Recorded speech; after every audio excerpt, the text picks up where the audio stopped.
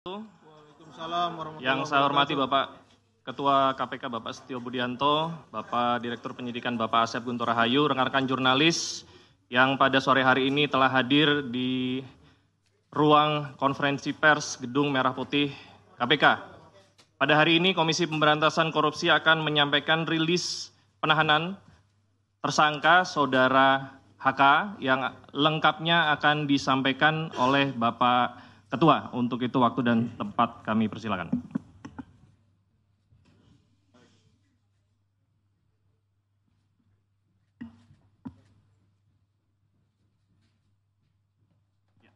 Tes 1, 2, 3.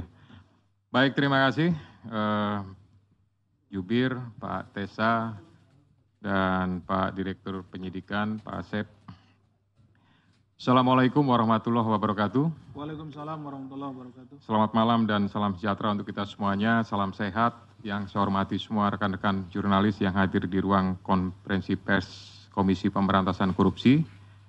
Sebagaimana yang sudah disampaikan di awal oleh juru bicara, hari ini atau malam ini saya akan menyampaikan tentang rilis penahanan tersangka HK.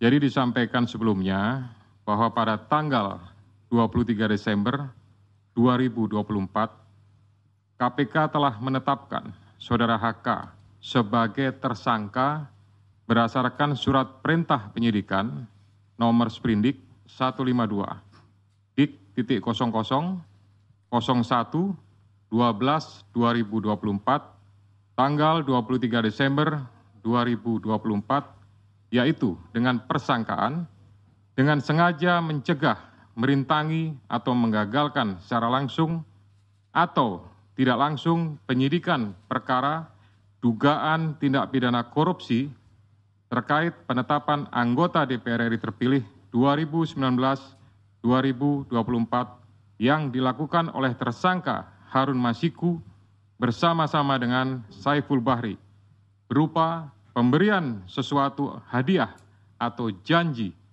kepada pegawai negeri atau penyelenggara negara, yaitu Wahyu Setiawan selaku anggota Komisi Pemilihan Umum Republik Indonesia periode tahun 2017 sampai dengan 2022 bersama dengan Agustiani Tio F sebagaimana dimaksud dalam pasal 21 Undang-Undang Nomor 31 tahun 1999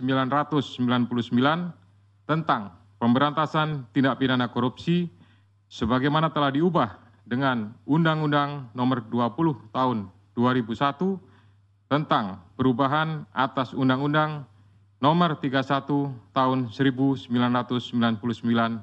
tentang pemberantasan tindak pidana korupsi junto pasal 55 ayat ke-1 UKUHP.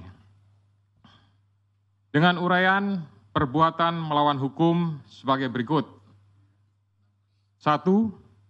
Bahwa pada tanggal 8 Januari 2020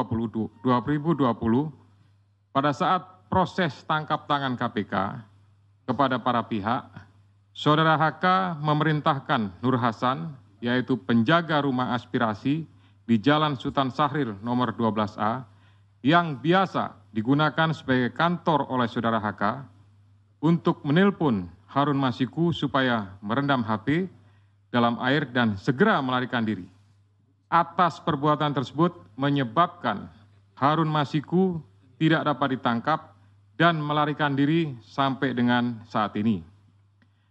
Yang kedua, bahwa pada tanggal 6 Juni 2024, sebelum Saudara HK diperiksa sebagai saksi oleh KPK, Saudara HK memerintahkan Kusnadi untuk menenggelamkan HP yang dalam penguasaan Saudara Kusnadi agar tidak ditemukan oleh KPK, di mana terdapat substansi yang berkaitan dengan pelarian tersangka Harun Masiku yang perkaranya saat ini sedang ditangani KPK. Yang ketiga, selain itu Saudara HK mengumpulkan beberapa orang terkait dengan perkara Harun Masiku dan mengarahkan agar orang-orang tersebut pada saat nanti dipanggil oleh KPK tidak memberikan keterangan yang sebenarnya, di mana diduga tindakan tersebut bertujuan untuk merintangi serta mempersulit proses penyidikan perkara suap yang sedang berjalan.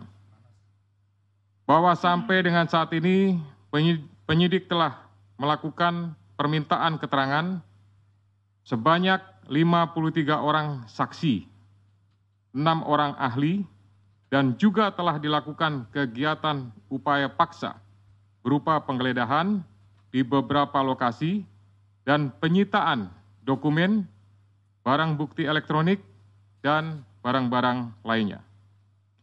Guna kepentingan penyidikan terhadap tersangka HK dilakukan penahanan selama 20 hari, terhitung mulai tanggal 20 Februari 2025 sampai dengan tanggal 11 Maret 2025.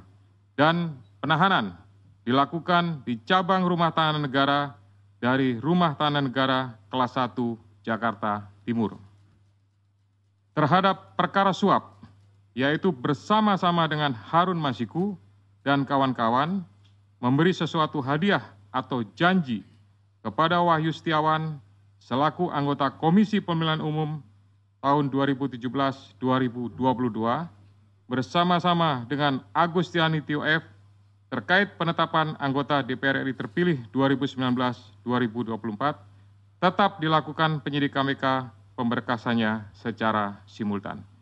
Demikian rilis yang dapat saya sampaikan. Selanjutnya ada satu berita yang tidak enak yang harus saya sampaikan, bahwa terhadap Mas Hasto dilakukan penahanan sejak hari ini terhitung untuk 20 hari. Ya. Akan tetapi dari hasil pemeriksaan hari ini tidak ada yang substansial yang bisa menjadi alasan mengapa beliau mau dilakukan penahanan terhadap beliau. Itu yang pertama. Kemudian yang kedua, yang kita sesalkan adalah bahwa dalam proses ini apa yang ditanyakan oleh penyidik itu adalah merupakan hal-hal yang selama ini yang dulu-dulu sudah dipertanyakan. Jadi tidak ada sesuatu yang baru.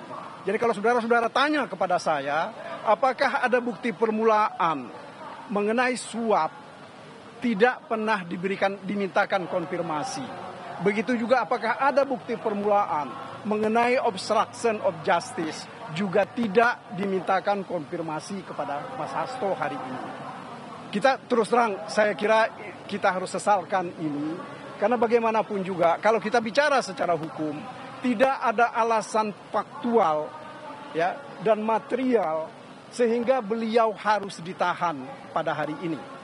Tidak ada keinginan beliau untuk melarikan diri, tidak ada keinginan beliau menghilangkan barang bukti, dan tidak mungkin juga mengulangi perbuatan, karena perbuatan ini sudah terjadi 6 tahun yang lalu.